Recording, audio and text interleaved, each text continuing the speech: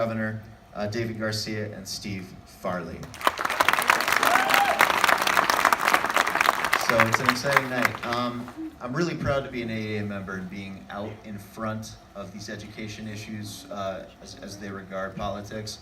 I started teaching in 2003, and I think it's fair to say that when I started, like most teachers, I was both idealistic and naive.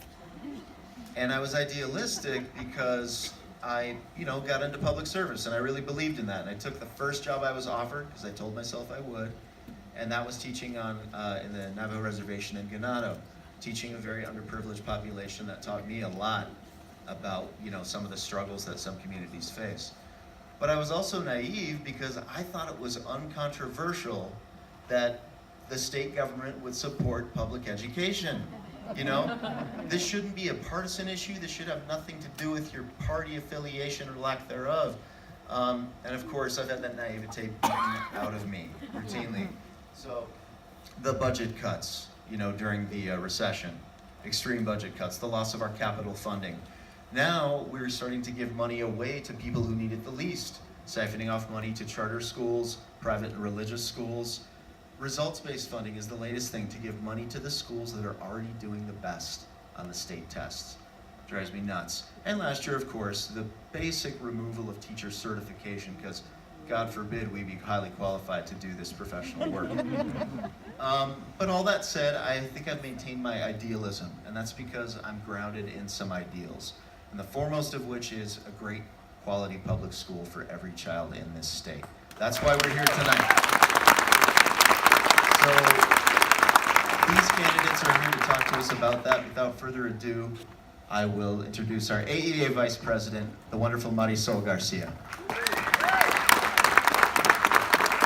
Good evening, everyone. And like Derek said, this is a first for us at AEA, that we are having and hosting 4 town halls throughout the state, hoping to get as many people engaged as possible.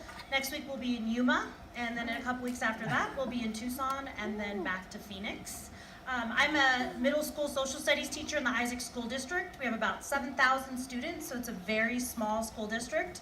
And even more so, I work with students who very rarely have an opportunity to see anyone that looks like them in the classroom, or anyone that looks like them in government, anyone who looks like them leading. And so having folks come out and really incur and focus on public education is changing these kids' lives. So I thank everyone who's devoted their lives to education, and more importantly, that have joined our association to make sure that our voices are heard. I kind of get in trouble in AEA because I'm a little bit more upfront and say what I want to say, I guess that got me involved in politics and involved in the association. But more importantly, I'm here to make sure that you go home and talk to your neighbors, talk to your classmates, talk to your colleagues across the hall, to make sure that they understand how relevant and important this 2018 election is. We have no more chances for our students that are in our classroom. I have a 6th grader at home who didn't quite understand why he had to go to school the day after Halloween, was very angry that he had to get up this morning. But he only gets 1 shot at 6th grade. This election is going to determine his high school education, and more importantly, his ability to go to a higher education and do well and provide for his family. And so we have no more choices and chances to do anything for my son Vicente. And so when we sit in front of our members throughout the state, we demand that it is time that our kids in our classrooms are being taken care of, that the bus drivers are treated with respect, that our cafeteria workers, who sometimes are the only ones who know every student's name in the entire school, have a livable wage and health care that provides for themselves and their families. And more importantly, that the students in our classrooms feel safe, supported, and are getting the high quality education that they deserve. We are running out of chances.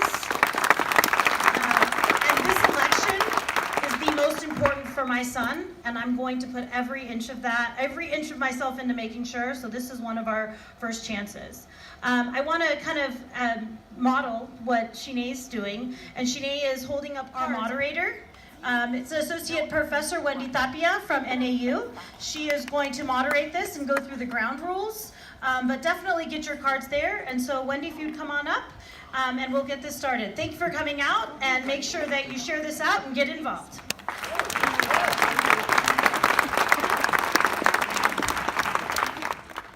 Dr. Garcia is a kid from West Mesa neighborhood whose dad was a commercial painter and Vietnam-era veteran.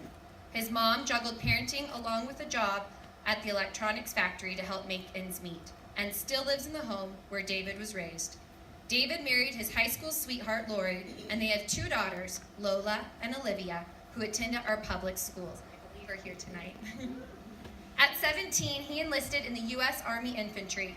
He is the first of his family to finish college. After graduating from the Honors College at Arizona State University, he received a master's and doctorate from the University of Chicago and has become a nationally recognized expert in education, research, and policy. Now he is the professor in the Mary Lou Fulton Teachers College at Arizona State University, where he teaches research and policy to Arizona's next generation of leaders. Please join me in welcoming Dr. Garcia.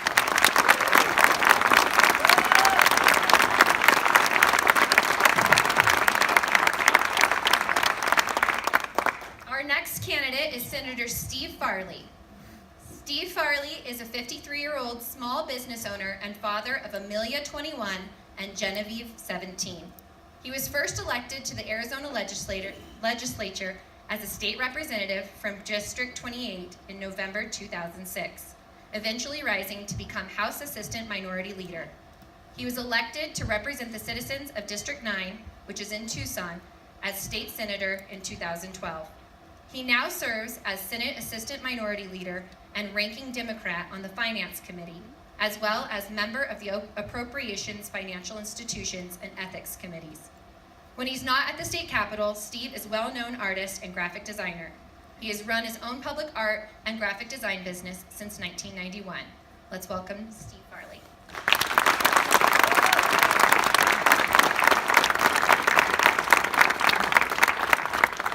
All right, so I'd like to just go over a few of the ground rules for tonight and how this will run. Each candidate is going to have 3 minutes to do some opening remarks to the audience. There will not be questions being asked from the floor, so if you have a question, again, please give that card and raise it up, and one of our volunteers will grab it. Candidates will be asked a question, and you'll have about a minute to answer. You have some signals here to help you with that. We will start with a coin toss, which reminds me of my soccer days, so that'll be fun, to determine who's going to answer the first question, and then from there we'll rotate every other question on who answers first. And audience, because this is an informal town hall, more of a fireside chat than a debate, we're going to ask that applause be kept to a minimum so that we can respect both of these gentlemen up here. And at the very end, each candidate will have 5 minutes to do some closing remarks. Any questions? All right, well, let's get to it. Let's go ahead and get this coin toss going. So,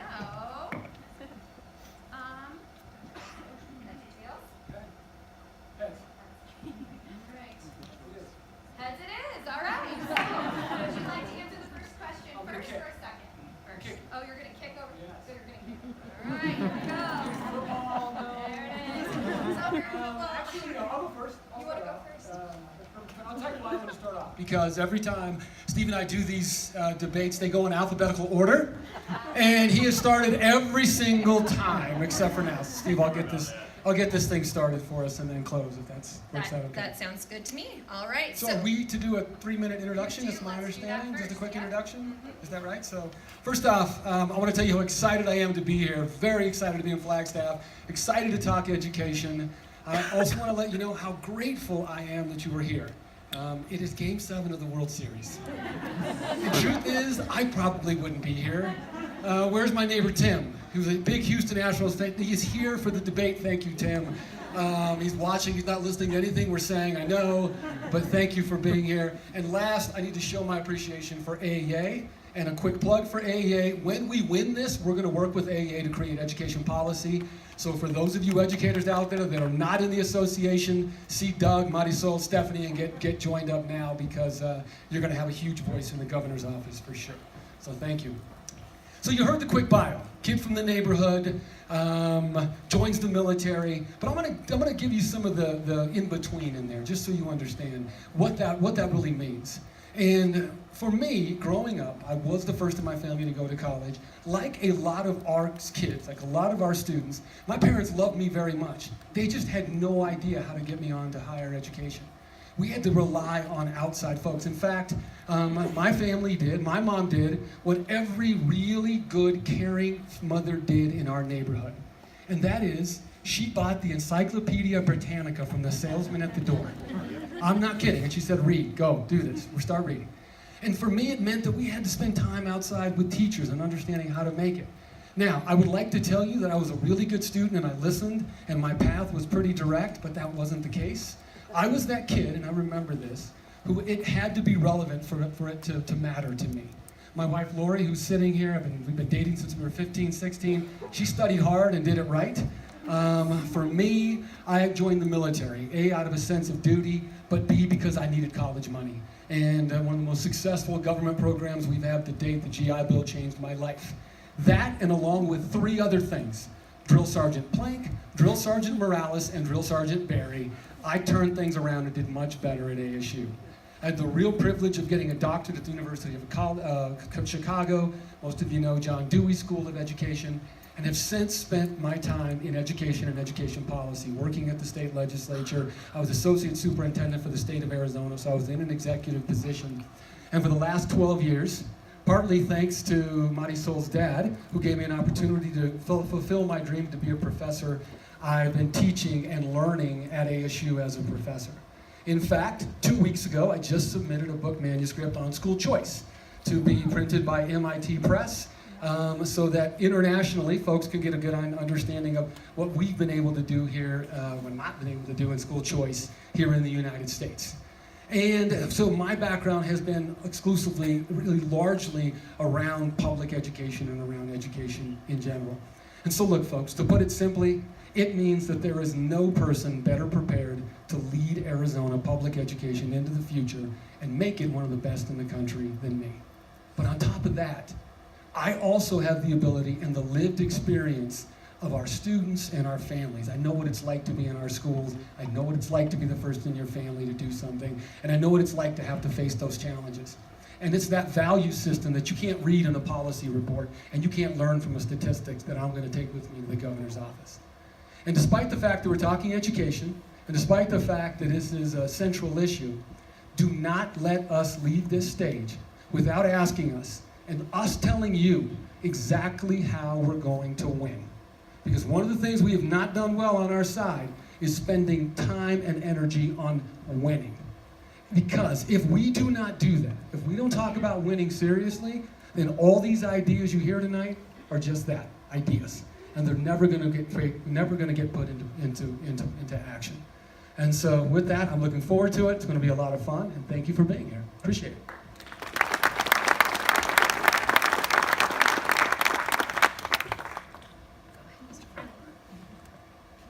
Well, Flagstaff, are you ready for change? Come on, let me know. I want to hear it. I'll tell you, I've been in the legislature for 11 years, in the minority, and that puts fire in your belly. But I need fire in your bellies, too. That's why I'm so happy that you did all show up here in the 7th game of the World Series. That's where we need to be, in rooms like this, telling people what's happened and telling people how we can move our state forward. My parents were both public school teachers, so I'm really comfortable in a room full of teachers. They taught me my spirit of service.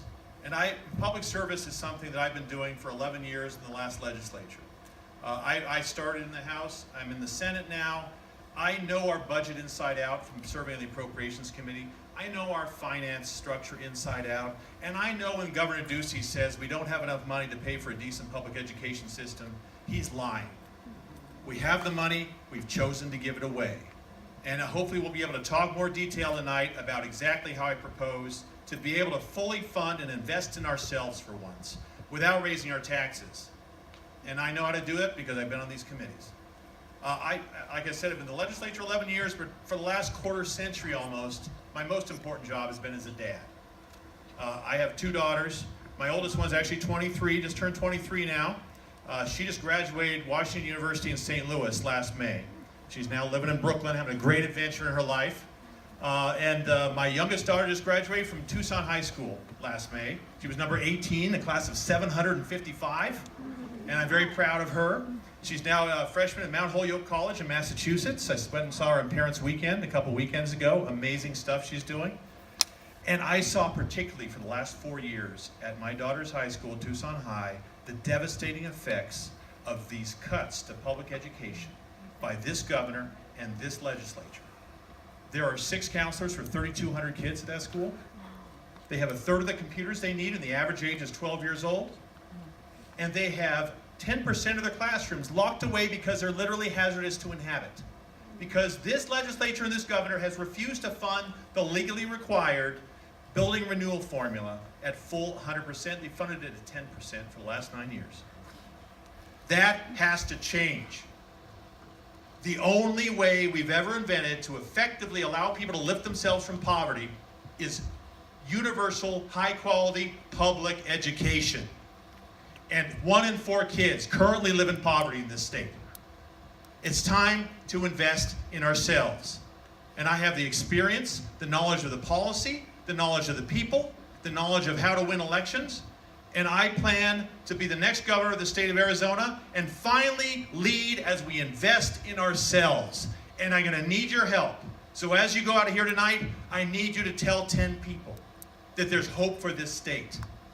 And no matter what the Koch brothers do to lie about me on television, tell them not to believe the lies. This is our state. We can move it forward. We can invest in ourselves. And public education is the foundation. Thank you.